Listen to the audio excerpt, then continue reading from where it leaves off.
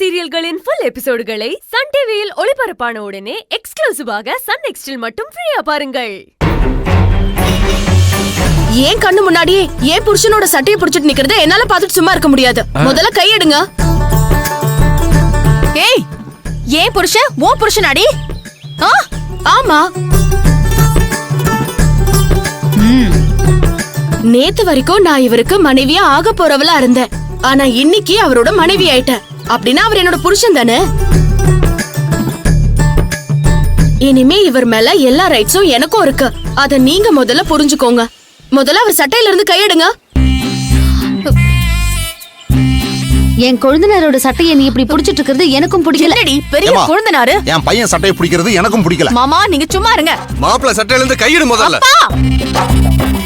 ஏய், அவர் சட்டையில இருந்து கையெடுறி. என்ன எல்லாரும் ரவுண்டு கட்டி என்ன வெறிப்பேத்திக்கிட்டு இருக்கீங்களா? என்ன பார்த்தா உங்களுக்கு எல்லாம் எப்படி தெரியுது? எல்லாரும் ஒண்ணு சேர்ந்து என் வாழ்க்கைய புடுங்கி இவகிட்ட கொடுத்துட்டு இப்ப எகத்தாளம் பண்ணிக்கிட்டு இருக்கீங்களா? ஏங்க, இந்த ராங்கி புடிச்சவ மாப்பிள்ள சட்டையில இருந்து கை எடுக்க மாட்டா பாருங்க. அவ எப்படி எடுப்பா? அப்படி கை எடுத்தா நாம எல்லாரும் சொன்னதுனால பயந்துகிட்டு எடுத்த மாதிரி ஆயிடும்ல. அவளோட வீராதி வீரமும் சூராதி சூரத்தனம்ல என்ன ஆகுறது? அதனாலதான் விடாம புடிச்சுக்கிட்டு இருக்கா அவ. எனக்கு இந்த குடும்பத்துல யாரும் முக்கியம் இல்ல ரகு. எனக்கு நீங்க தான் முக்கியம். நான் அப்படி நினைச்சுதான் வாழ்ந்துகிட்டு இருக்கேன். ஆனா நீங்க உங்களுக்கு பொண்டாட்டின்னு நான் ஒருத்தி இருக்கிறத மறந்துட்டு இன்னொரு கல்யாணம் பண்ணிட்டு வந்து நிக்கிறீங்க. உங்களுக்கு எப்படி ரகு மனசு வந்துச்சு சொல்லுங்க. அதுக்கு நான் பதில் சொல்றேன் பூர்ணி. ரகு உன்னை மறந்துட்டோ இல்ல ஒதுக்கி வச்சுட்டோ உனக்கு தெரியாம திருட்டுத்தனமாவோ சிந்துவ கல்யாணம் பண்ணிக்கிட்டு வரல. சிந்து நம்ம வீட்டுக்கு வந்தது அவங்க 2 பேருக்கும் கல்யாணம் பண்ணி வைக்கலான்னு பெரியவங்க எல்லாம் கூடி பேசி முடிவெடுத்தது. கல்யாணத்துக்கு நாள் பார்த்து நட்சத்திரம் குறிச்ச வரைக்கும் நீயும் பக்கத்துல இருந்து பாத்துட்டு தானே இருந்த. அவங்க 2 பேருக்கும் நாங்க கல்யாணம் பண்ணி வைக்கிறதுக்கு காரணம் நீதான்னு உனக்கும் தெரியும். அப்படி இருக்கிறப்போ இப்ப வந்து என்ன மறந்துட்டு அவளை நீங்க ஏன் கல்யாணம் பண்ணிக்கிட்டீங்கன்னு கேட்டா உனக்கு தெரிஞ்ச பதிலுக்கே நாங்க என்ன பதில் சொல்றது? இப்ப நடந்து முடிஞ்சிருக்கிற ஒட்டுமொத்த அக்கப்போருக்கும் நீதாண்டி காரணம். இதுல நடந்து முடிஞ்ச கல்யாணம் சரின்னு நீளமா விளக்கு வேற கொடுத்துட்டு இருக்கியா எனக்கு? பூர்ணி, தப்பெல்லாம் உன் மேல வச்சுக்கிட்டு ஏதோ நாங்க தான் தப்பு பண்ண மாதிரி நீ இப்படி நடந்துக்கிறது கொஞ்சம் கூட சரியில்லை. இப்ப நான் என்ன சொன்னாலும் உங்க எல்லாருக்கும் சரியில்லாத மாதிரி தான் இருக்கும். அப்படியே இருந்துட்டு போட்டோம். யாருக்காகவும் எதுக்காகவும் என் புருஷனை என்னால விட்டு கொடுக்க முடியாது. எனக்கு என் புருஷன் வேணும். வேணும் வேணும்னா நான் உன்னை விட்டு விலகியா போயிட்டேன். என் வாழ்க்கையில நீயும் இருப்ப, சிந்துவும் இருப்பா, அவ்வளவுதான். ஆமாக்கா, அப்படி சொல்லு. இருக்கிற ஒரு வாழ்க்கைய 50-50 பிரிச்சு வாழ்ந்துட்டு போவோமே. இதுல என்ன இருக்கு? இதுக்கு போய் கத்தி ஆர்ப்பாட்டம் பண்ணிட்டு இருக்கீங்க. என் வாழ்க்கைய நாசம் பண்ணவளே நீதாண்டி. என் ரகு எனக்கு மட்டும்தான் சொந்தம். அவர் கூட சேர்ந்து வாழ்றதுக்கு உனக்கு எந்த தகுதியுமே கிடையாது. உனக்கு கல்யாணமால ஒரு கேடா? பூர்ணி, என்ன பண்ற நீ? ஏய்,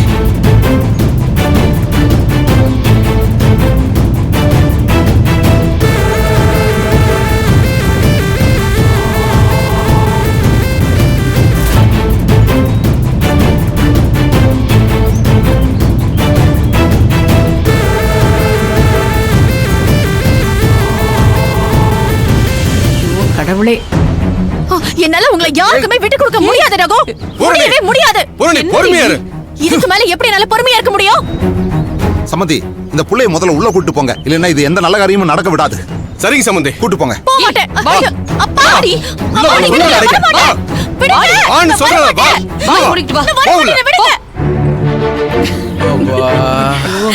மாலை எப்படி பிச்சு போட்டிருக்கான்னு பாரு. அவ இப்படி எல்லாம் பண்ணுவான்னு நம்ம எதிர்பார்த்தது தானே அத்தை. இதோட முடிஞ்சுதா? இன்னும் அடுத்தடுத்த ட்விஸ்ட் எல்லாம் அவளுக்கு இருக்குல்ல. அதுலயும் அவளுடைய ஆட்டத்தை பாப்போம். வாங்க, அடுத்த ஏற்பாட்டை தயார் பண்ணுவோம். வாங்க வாடா.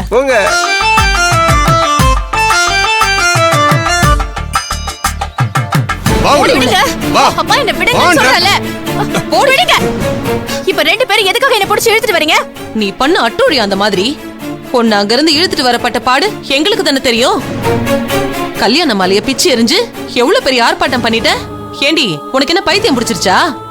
பைத்தியம் எனக்கு பிடிக்கல. உங்க ஒட்டுமொத்த குடும்பத்துக்கும் தான் பிடிச்சிருக்கு. அதனாலதான் அவங்க ரெண்டு பேருக்கும் கல்யாணம் பண்ணி கூட்டிட்டு வந்திருக்கீங்க. என்னால இந்த கல்யாணத்தை ஏத்துக்கவே முடியாது. நீ ஏத்துக்கிட்டாலும் ஏத்துக்காம போனாலும் நடந்த கல்யாணம் நடந்ததுதான். இதுக்கு மேலெல்லாம் ஒண்ணும் செய்ய முடியாது. ஒன்னும் செய்ய முடியாதுன்னு நீங்க சொன்னா என்னால எதுவுமே செய்ய முடியாதுன்னு நான் சும்மா இருப்பேன்னு நினைச்சீங்களா? அந்த செந்துவை என் புருஷன் கூட வாழவே விட மாட்டேன். அவளை அடி அடின்னு அடிச்சு துரத்த போறேன். பூரணி, இப்ப நீ சொன்ன மாதிரி பண்ணன்னு வச்சுக்கோ, அப்புறம் கடைசியில் அது உனக்கு தான் கேடா முடியும். உன் நல்லதுக்கு தாமா சொல்றேன். இதுக்கு மேல நீ அமைதியா பொறுமையா பொறுத்து போறதுதான் உனக்கு நல்லது. சொல்லிட்டேன். உங்க அப்பா என்ன சொன்னாருன்னு கேட்டல்ல. இனிமே அந்த மாதிரி பொறுமையா இருக்க பாரு. பொறுமையா இருக்கிறதுனா எப்படி? இந்த வீட்ல என்ன வேணா நடக்கட்டும், யார் என்ன வேணா பண்ணிக்கிட்டோம், நமக்கு தட்டுல சோறு கிடைச்சா போதும்னு என்ன வாழ சொல்றீங்களா? அப்படி பொறுமையாலாம் என்னால இருக்க முடியாது. எனக்கு என் வாழ்க்கை முக்கியம். அத நான் யாருக்காகவும் விட்டு கொடுக்க மாட்டேன். சம்மந்தி, சீக்கிரம் வாங்க, சடங்கு வேலையெல்லாம் ஆரம்பிக்கணும். இதோ வந்துட்டா சம்பந்தி. தங்கம், ஆ? சம்பந்தி கூப்பிட்டது கேட்டுச்சுல்ல? வா, நாம போய் அந்த வேலையை பார்க்கலாம். பூரணி, நீ அங்க வர வேணாம், இங்கே இரு. என்ன சடங்கு பண்ண போறாங்களா? சடங்குன்னா என்னவா இருக்கும்? மாப்பிளையும் பொண்ணையும் குஷிப்படுத்துறதுக்காக சின்ன சின்ன விளையாட்டு அது இதுன்னு ஏதாவது பண்ணுவாங்க. அதெல்லாம் தெரிஞ்சுக்கிட்டு நீ என்ன பண்ண போற? நீ இங்கே இரு, நாங்க போய் பாத்துக்கிறோம். வாங்க போலாம். ஆ.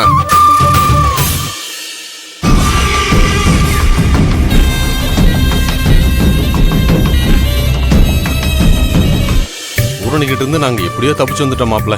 மாமா பாத்து கொஞ்சம் எடுத்துக்கோமா. தள்ளுங்க. வாங்க நீ. வச்சிரு.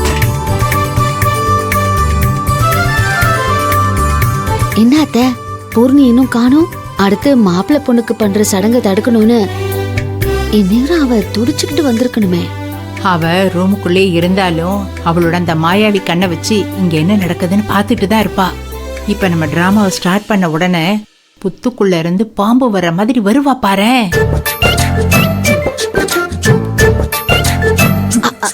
அத்தை, வந்துட்டா வந்துட்டா. யாரும் அவளை பார்க்காதீங்க. அவளை கவனத்துல வச்சுக்கிட்டு தான் நம்ம ஒவ்வொன்றையும் பண்றோம்னு அவளுக்கு தெரியவே கூடாது. அவளை கண்டுக்கவே இல்லைங்கிற மாதிரி தான் காட்டிக்கணும். சரிம்மா, நீ டிராமாவை ஆரம்பி. சிந்து, ரகு, இந்த குடத்துக்கு பக்கத்துல உட்காருங்க. சரிங்க நீ. செவந்தி, என்னத்த? இந்த 2-3 நாளைக்கு கல்யாண சடங்கெல்லாம் முடிகிற வரைக்கும் ரகு சிந்துன்னு பேரு சொல்லிலாம் கூப்பிட வேண்டாம். புது பொண்ணு புது மாப்பிள்ளைன்னு கூப்பிடுவோம். அதான் நல்ல மங்களகரமா இருக்கும்.